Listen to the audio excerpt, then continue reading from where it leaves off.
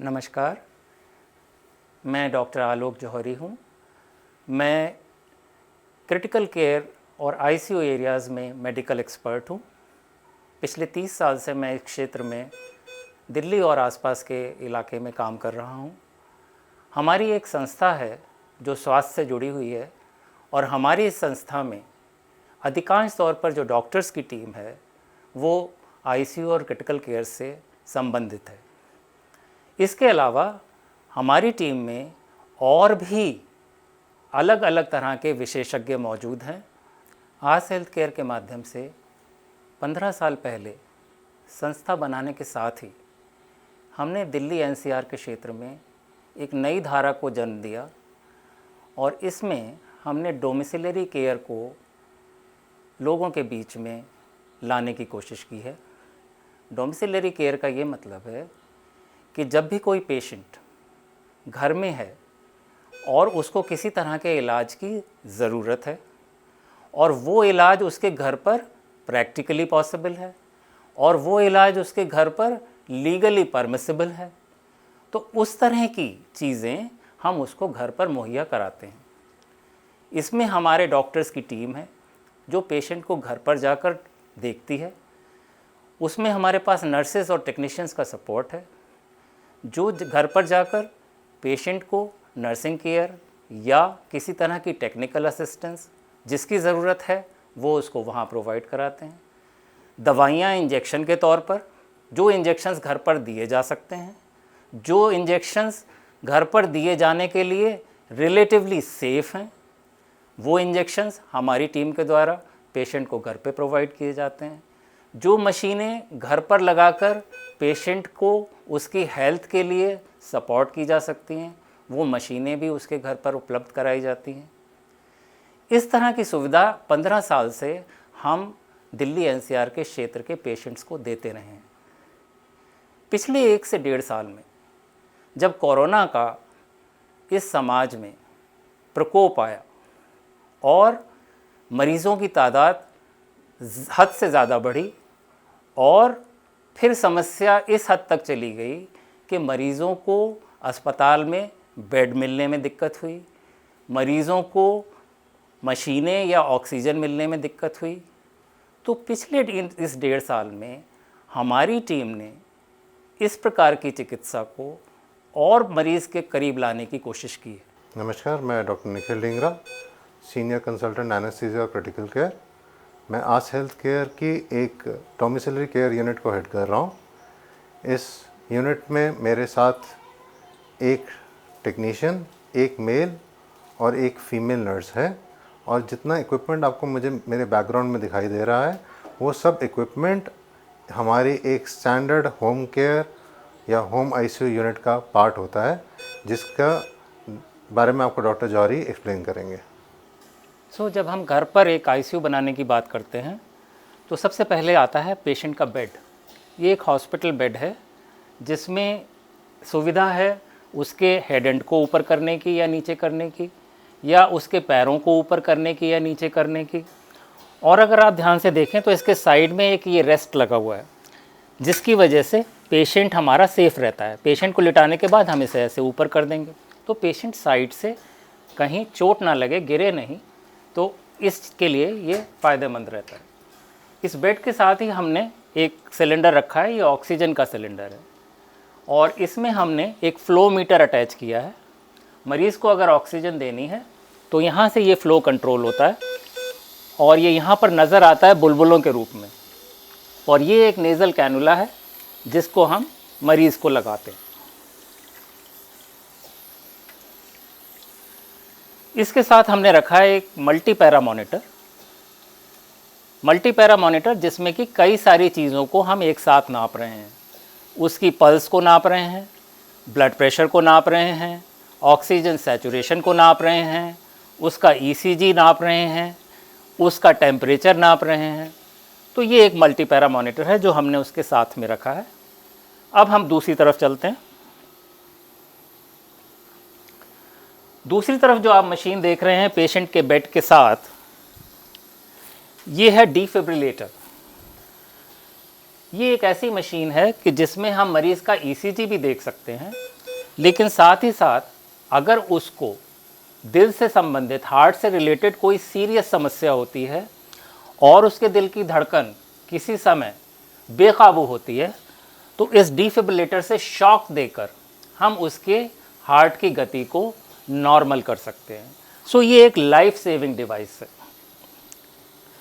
इसके बाद हम यहाँ पर आते हैं, ये एक आईवी स्टैंड लगा हुआ है जिससे हम पेशेंट को फ्लूइड्स दे सकते हैं कैनुला लगाकर। ये जो आप छोटी सी मशीन एक देख रहे हैं, इसको नेबुलाइज़र कहते हैं, जो कोरोना के समय में बहुत पॉपुलर हो गई है। समाज में अब सभी लोग इसको जानने लगे हैं। इस मशीन के ज़रिए हम दवाई को यहाँ पर डालकर, इस शीशी में डालकर भाप के रूप में पेशेंट तक पहुँचा सकते हैं। इसको नेबुलाइजेशन कहते हैं। और चेस्ट इन्फेक्शंस में दवा सीधे चेस्ट में पहुँचकर मरीज़ को जल्दी राहत दे सकती है।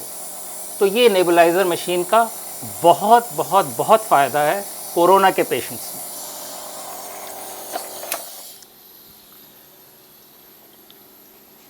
इसके बाद जो मशीन कोरोना के समय में बहुत ज़्यादा जानकारी में आई, ज़रूरत में आई, वो ये मशीन है। इसको कहते हैं ऑक्सीजन कॉन्सेंट्रेटर। जैसा कि हम जानते हैं कि कोरोना के मरीज़ों को ऑक्सीजन सबसे बड़ी दवा के रूप में सिद्ध होती है। ये एक ऐसी मशीन है जो हवा को अपने अंदर लेकर उसमें से ऑक्सीजन की मात्रा को बढ़ाकर मरीज़ तक पहुंचाती है। तो इस मशीन के ज़रिए हम मरीज़ को घर पर ऑक्सीजन दे सकते हैं। पीछे ये जो बॉटल लगी हुई है, इसमें जो बबल्स बन रहे हैं उससे ये पता चलता है कि मशीन ठीक से काम कर रही है। ये मशीन 5 लीटर में भी आती है, 10 लीटर में भी आती है। और इस मशीन का सबसे बड़ा फ़ायदा ये है कि इसको रीफ़िल नहीं कराना पड़ता है। ये ऑक्सीजन खुद बनाती है, इसलिए सिलेंडर में जो तकलीफ़ है कि आप उसको बार बार भरवाते हैं, वो तकलीफ़ इस मशीन में नहीं आती है।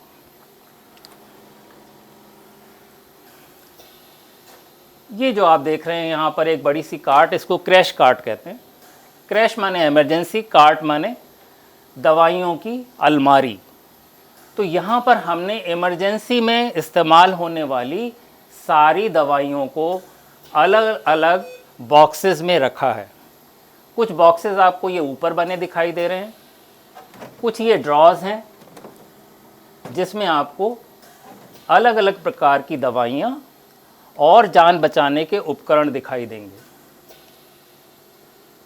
मशीन के ऊपरी हिस्से में हमने एक मॉनिटर और भी रखा है। ये भी वैसा ही मल्टीपैरा मॉनिटर है जो हमने बेड के पास रखा हुआ था।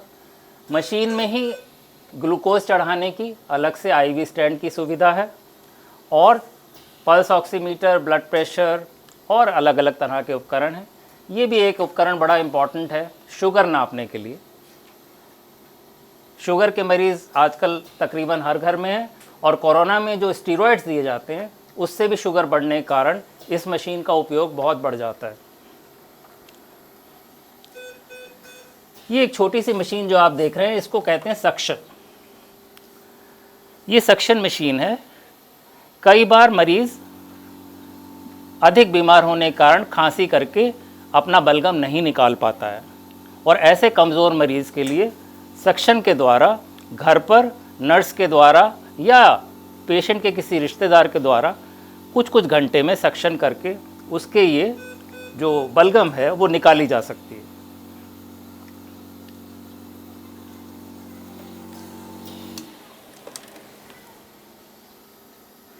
ये भी एक छोटी सी मशीन है जिसके द्वारा मरीज़ को घर पर ऑक्सीजन देने का सर्किट जोड़ा जा सकता है।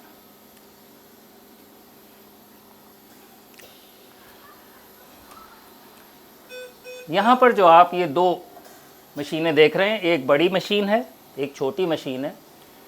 ये वेंटिलेटर है और जब कोई मरीज़ इतना सीरियस हो जाए कि वो अपना सांस से अपना ऑक्सीजन लेवल ना बना सके, नहीं मेंटेन कर सके, तो उस अवस्था में उसको वेंटिलेटर से सांस देनी पड़ती है। ये जो आप देख रहे हैं ये बड़ा वेंटिलेटर है, ये एडल्ट्स के लिए है।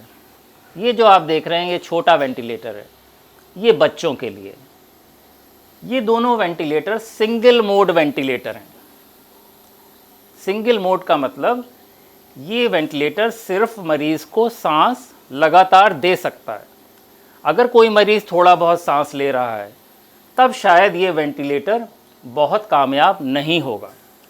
उस अवस्था में एक हाई एंड वेंटिलेटर है, ये वाला वेंटिलेटर, कि जिसमें 5 मोड्स एक साथ काम करते हैं, और जो डॉक्टर इलाज कर रहा है, क्रिटिकल केयर एक्सपर्ट जो इलाज कर रहा है मरीज़ का, वो उसकी सांस और उसकी तबीयत के आधार पर उन 5 मोड्स में से मोड्स को अलग अलग समय पे अलग अलग तरह से इस्तेमाल कर सकता है। ये एक बहुत प्यारी मशीन है, इसको बाईपैप कहते हैं। बाईपैप मशीन भी बड़ी पॉपुलर हुई है पिछले कुछ दिनों में कोरोना के बाद। इसको भी आप वेंटिलेटर ही कह सकते हैं। लेकिन ये वेंटिलेटर और इस वेंटिलेटर में फ़र्क क्या है? ये नॉन इन्वेसिव है। नॉन इन्वेसिव का मतलब इसमें मरीज़ को सांस देने के लिए सांस के रास्ते में नली डालने की ज़रूरत नहीं पड़ती है। सिर्फ ये मास्क लगा के उसको वेंटिलेटर का सपोर्ट दिया जा सकता है। तो ये मशीन भी बहुत कामयाब रही है पिछले 1-1.5 सालों में, जहाँ मरीज़ों का सैचुरेशन जब नहीं बढ़ पा रहा था ऑक्सीजन देने के बावजूद, तो बाईपैप से काफ़ी मरीज़ इससे ठीक हुए हैं। लेकिन हाँ, जो मरीज़ इसके द्वारा भी ठीक नहीं हो पाते हैं, सो फाइनली उन्हें इस वेंटिलेटर पर आना पड़ता है। जहाँ तक मरीज़ की घर पर जांच का सवाल है, तो कुछ जांचें हैं जो घर पर की जा सकती हैं। हमारी जो टीम के टेक्नीशियंस हैं वो घर पर ही पेशेंट के ब्लड सैंपल, यूरिन सैंपल या स्पूटम ले लेते हैं और उसको फिर लैब में जांच के लिए दिया जा सकता है। दूसरी चीज़ मैंने ब्लड शुगर आपको बताई जो घर पे चेक हो सकती है। तीसरी चीज़ ये ईसीजी मशीन है। इस मशीन के द्वारा पेशेंट का घर पर ईसीजी किया जा सकता है। ईसीजी के अलावा हमारी संस्था में घर पर जाकर एक्सरे करने की सुविधा भी उपलब्ध है, जिसमें एक एम्बुलेंस है और उसमें एक्सरे मशीन लगी हुई है। तो वो मशीन घर पर जाकर पेशेंट का एक्सरे भी कर सकती है। तो ये कुछ जांचें हैं जो कि पेशेंट के घर पे की जा सकती हैं। और आखिर में सबसे इम्पॉर्टेंट चीज़, यहाँ पर कुछ सामान ये रखा हुआ है, स्टेरिलाइजेशन और सैनिटाइजेशन। आजकल समाज में जो वर्ड सैनिटाइजेशन आया है वो हमारे यहाँ शुरू से है स्टेरिलाइजेशन। तो यहाँ पर आप एक मशीन देख रहे हैं, ये छोटी सी, इसको फॉगर कहते हैं। तो इसके द्वारा आप एंटीसेप्टिक लिक्विड्स, जो मेडिकेटेड लिक्विड्स आते हैं, वो यहाँ पर रखकर इसके द्वारा फ्यूम्स के ज़रिए पूरे कमरे में दिन में सुबह शाम कर सकते हैं और उस कमरे को आप स्टेरिलाइज कर सकते हैं। ये एक नॉर्मल सैनिटाइज़र है जो आप इस बॉटल में देख रहे हैं। इसके अलावा ये एक पीपीई किट जिससे अब आप सभी लोग वाकिफ़ हैं। तो ये पहनकर हमारे नर्सेज, टेक्नीशियंस और डॉक्टर्स कोविड पेशेंट्स को घर पर इलाज देते हैं। ये कुछ मास्क हैं, कैप्स हैं, ग्लव्स हैं, जो कि हर विज़िट में या हर प्रोसीजर के बाद चेंज किए जाते हैं। कोरोना की दूसरी लहर में जिन मरीज़ों की हमने घर पर इलाज किया और जो देखे पिछले 2 महीनों में, उसमें से एक मरीज़ हमारे साथ हैं, सिंह साहब हमारे साथ हैं। और सिंह साहब, हम आपसे ये जानना चाहेंगे कि पिछले 1-1.5 महीने में बीमारी को लेके आपका क्या अनुभव रहा और उसके बाद आपने उस चीज़ को कैसे मैनेज किया, कृपया करके बताएं। 1 महीना पहले मेरे को कोविड टेस्ट करवाया तो उसमें कोविड पॉजिटिव आया मेरा।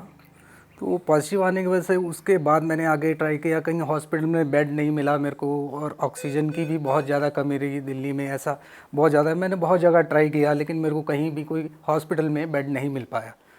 तो उसके बाद मेरे को कहीं से पता लगा, आस हेल्थ केयर के नाम से संस्था चला रहे हैं, तो उनसे मैंने बात करी। तो मेरी बात हुई, सर से बात हुई, तो उनकी डॉक्टर की एक टीम है, वो घर पे हमारे विज़िट किया उन्होंने।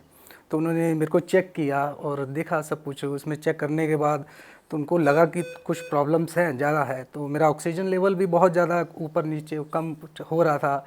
तो उसके बाद उन्होंने मेरे को ऑक्सीजन कॉन्सेंट्रेटर लगाया।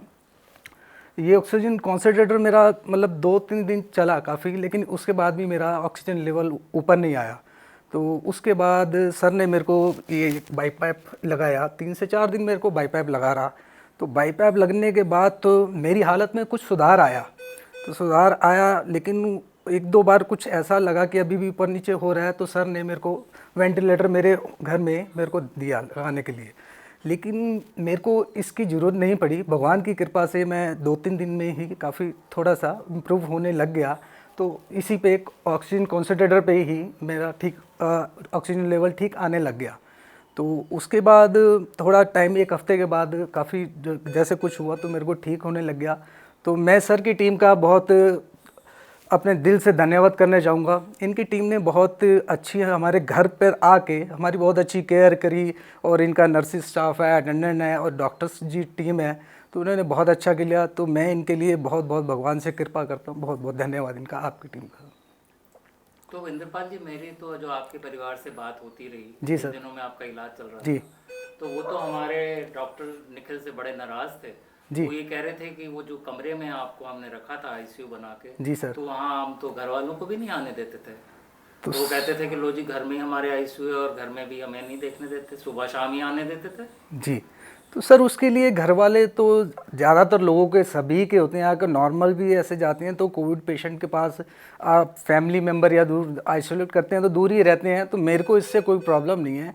तो इन्होंने मेरे बहुत अच्छी टेक केयर की, मेरे घर में जैसा भी अरेंजमेंट किया, और मेरे घर वालों को भी मेरे पास नहीं आने दिया। तो लेकिन ऐसा उससे कुछ नहीं है, मेरे को निखिल सर से और इनकी टीम से बहुत अच्छा इन्होंने मेरे को मैनेज किया। तो बहुत बढ़िया लगा इनका। हाँ, और क्योंकि मरीज के हित में ही है कि अगर हमने घर में भी जी आईसीयू बनाया जी सर। जी सर। तो उसके भी कुछ नियम है। हाँ, नियम। अगर जी घर के लोग हर समय आते रहेंगे जी। तो फिर मरीज ठीक कैसे होगा? बिल जी सर। जी सर। धन्यवाद, बहुत बहुत धन्यवाद। ओके।